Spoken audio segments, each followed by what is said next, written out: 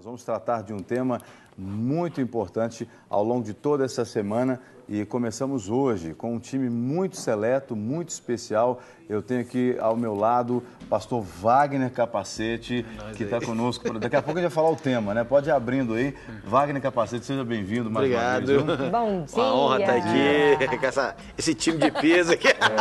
Nem tá. Tá leve, peso leve. Como tem muita gente aqui, nós podemos ir mostrando aqui. Ao lado do pastor Wagner tem o pastor Charles Mesquita, que é da Igreja Missão Betesda, lá do Rio de Janeiro, em São Gonçalo, não é isso? Seja bem-vindo também. Obrigado, prazer estar aqui com todo mundo. Pastora Isildinha também, Muradas, né? Mulher de Muradas, Deus. no diminutivo mesmo. Não é apelido, né? Não é apelido e nem é porque eu sou pastora das crianças, é porque é o meu nome mesmo. Não, e ela é humorista. Prazer estar aqui. Ela é humorista, deu para perceber, né? Tem humor na veia, né? E alguém também que tem um senso de humor muito interessante, tio Uli. Eu só vim acompanhando esse Bom dia. Bom dia, tio Uli. Você está lindo. Olha lá, combina, o sapato dele combina com o relógio, que combina com o suspensório. Criança E é o assim. óculos combina com a gravata. Do jeito que as crianças gostam. Criança é muito detalhista e só que nada é por acaso. Tudo tem uma função específica. E já que, desculpa, pode falar já? Claro. Já que nós estamos num tema muito específico, eu passei um fim de semana ministrando numa igreja. E logo que eu cheguei, a pastora de crianças da igreja me disse, olha, eu quero te apresentar um menino que ele está sobre a guarda dos tios, ele viveu uma violência física e sexual e ele está com a guarda com os tios.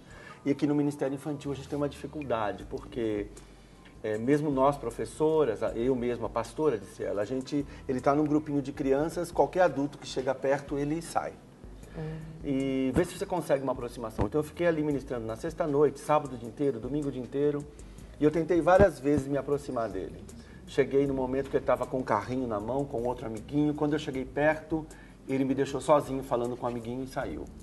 Num certo momento eu vi ele numa roda brincando com várias crianças. E eu cheguei perto para conversar sobre o assunto. Ele me largou ali e foi embora também. Então durante vários momentos no fim de semana eu tentei uma aproximação e não consegui.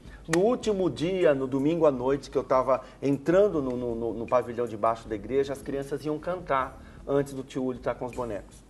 Então eu passei no meio da fila das crianças para subir pelo púlpito. Certo. Quando eu passo no meio do corredor, ele sai da fila, dá um passo, para na minha frente, não me olha, mas ele fala assim, eu só estava esperando você chegar para ver qual era a cor do relógio que você vinha agora à noite. E através da cor do relógio eu consegui falar com ele. Que legal. Que benção. Então, muitas vezes, nada é por acaso, não. É porque criança é detalhista e, às vezes, a gente não evangeliza da forma convencional. E falando, já entrando no tema, realmente, a gente, quando trabalha com criança e adolescente, ou até mesmo cuidando dos nossos filhos, nós não podemos fazer nada por acaso, tem que ser tudo muito bem pensado, calculado, para não destruir o emocional das crianças e impedir que elas cresçam com saúde. O nosso tema de hoje é a perspectiva pastoral e da atuação de ministérios com crianças e adolescentes, com ênfase na responsabilidade da igreja com a proteção da criança, com a proteção do adolescente. Todos aqui trabalham com crianças e adolescentes, não é?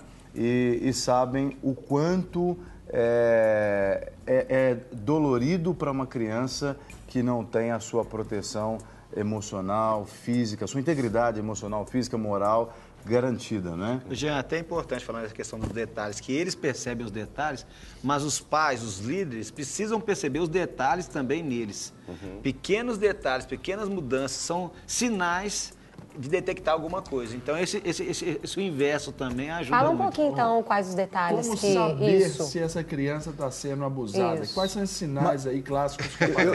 Eu penso que antes de ir para isso, a gente poderia citar aqui, com a experiência de vocês, o que é sinal de criança saudável. Porque tem pai que faz uma leitura errada de um sinal normal de uma criança saudável. Exagerada às vezes. Depois né? nós podemos entrar no que indica um problema. Você vê, a criança é alegre, a criança é participativa, a criança, ela tem um comportamento muito igual, né? Quando você vê qualquer mudança nisso, tem algum sinal, né? Você vê, a criança realmente, ela pode ser que ela seja até uma criança introvertida. Mesmo dentro dessa introversão, se existe uma mudança desse comportamento, você já começa a sondar. E a gente que trabalha com criança, quer dizer, eu não estou trabalhando muito com a criança dentro da igreja, né? Eu trabalho mais com a criança no abrigo, na creche, no hospital, né? Então, muitas vezes, aquele meu contato com a criança é único, nunca mais eu vou vê-la. Diferente da pastora Isildinha, que pastoreia a igreja, pastor Charles, né? o Wagner, que pastoreia adolescentes, que tem um acompanhamento com essa criança. Parece que a gente que trabalha como evangelista, a gente fica mais aflorado, né? Porque é a minha única oportunidade com essa criança. Então, muitas vezes, você percebe um comportamento num desenho. Você ministra alguma coisa, desenha a sua família. Isso. Aí você vai ver o papai enforcado numa árvore, né? A família toda bonitinha de mão dada e o tio enterrado, o tio vivo enterrado. Então, muitas vezes, através de uma ministração, você começa a perceber sinais que muitas vezes não são tão aparentes, como uma mudança de comportamento, né?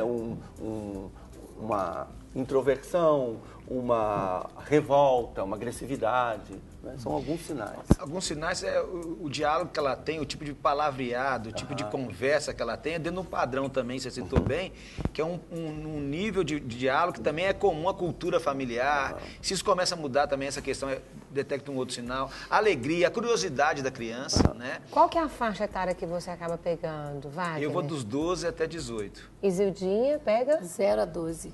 Tá, só interação aí. Isso. E o Charles trabalha com o pastor Charles com qual idade? De 4 a 12.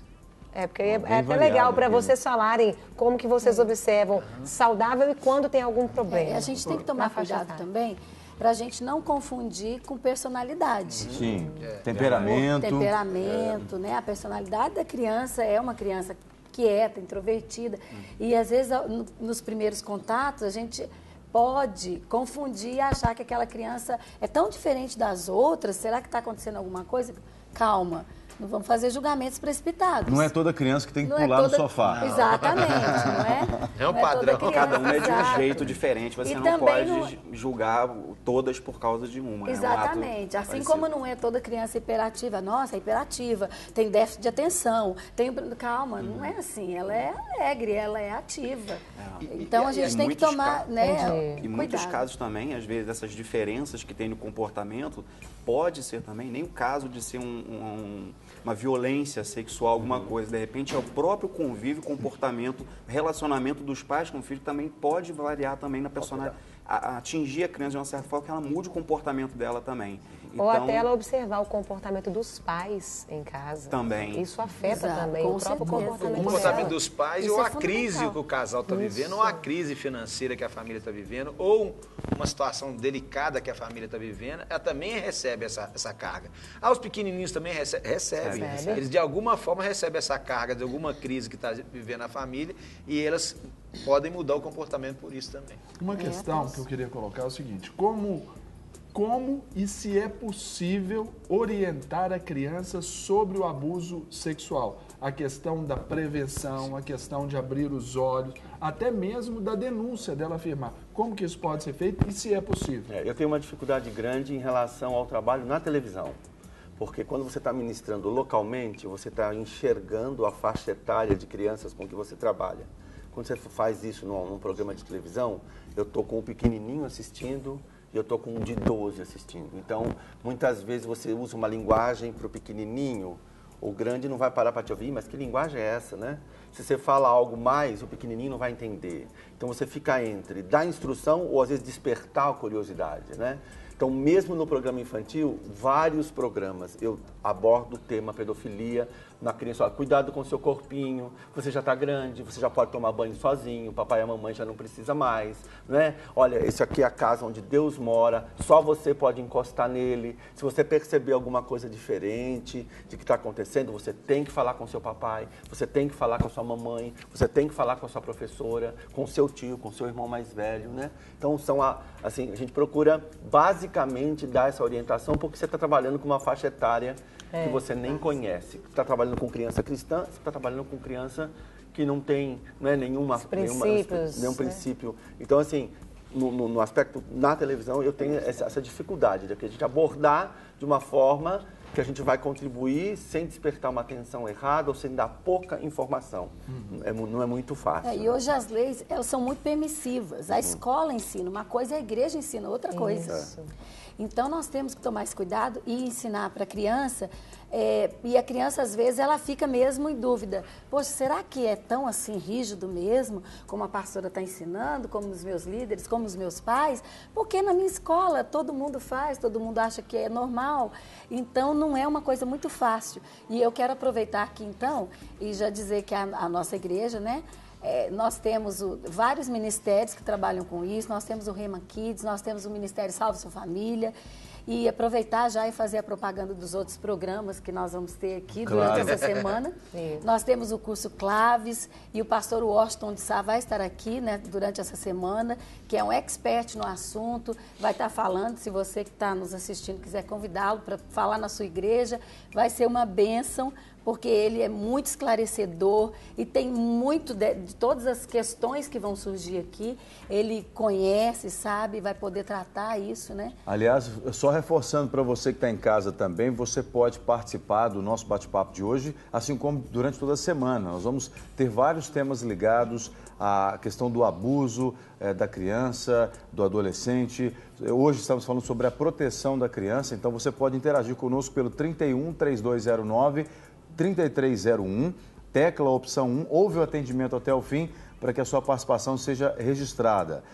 E a sua pergunta chega para a gente, o seu comentário, assim que você terminar o seu registro. Temos também o telefone ao vivo, 31 3253 3320, e você pode falar diretamente no nosso estúdio, você passa pela triagem com a nossa direção do programa e a gente recebe aqui a sua participação. Temos também Twitter e temos o e-mail. Nosso Twitter é @detudumpouco.tv e o nosso e-mail é detudumpouco@redesuper.com.br. Hoje estamos com essa equipe aqui falando sobre a proteção da criança e, claro, do adolescente também. E durante toda essa semana nós vamos ter um evento, daqui a pouco a gente vai falar sobre esse evento que vai acontecer mais no final da semana, sobre essa questão das crianças, né? Que tem sido cada vez mais preocupante. Né? Vocês que lidam, a gente que tem filho já sente isso, né? A gente lida ali com o nosso grupinho de crianças, vocês que lidam com muitas crianças que são filhos dos outros, percebem muito mais situações terríveis acontecendo. Né? Nós começamos sábado com um movimento na Praça 7, muito especial, com várias autoridades ali, já despertando, né, falando sobre o tema pedofilia, como a gente disse a semana inteira, a gente vai estar... E como é que foi a reação da população? Nós anunciamos aqui na sexta passada esse movimento que iria acontecer e aconteceu na Praça 7 de Belo Horizonte, no centro da cidade, para essa prevenção e combate à pedofilia e abuso de crianças. Como é que foi a reação da população ali nas ruas? Estávamos inteirando agora com o pastor Washington pela manhã, disse que foi um resultado muito positivo, né, com a participação de pessoas. Inclusive, esse movimento, ele... haveria o acesso para as pessoas fazerem denúncias ali também, né? O que aconteceu muito no ano anterior, onde muitas pessoas ali já manifestaram, né, agonia, desespero, fazendo essas denúncias. Houve uma boa cobertura da imprensa também de Belo Horizonte, além da Rede Super, né, de estar ali mostrando o evento. Muitas autoridades estiveram ali. Agora, uma coisa, não sei, eu acho que nós todos assim, concordamos, é que a gente não acredita, deixa eu explicar melhor se acredita, na mudança de comportamento do agressor. A não ser que ele tenha um encontro com Jesus, uma mudança de vida, não é? Mas eu acho que todo esse movimento é para que a gente possa estar conscientizando os pais, estar conscientizando as crianças, porque essa pessoa violenta, esse agressor, esse abusador, a grande tendência é dele continuar com esse procedimento. Então a gente precisa alertar as famílias.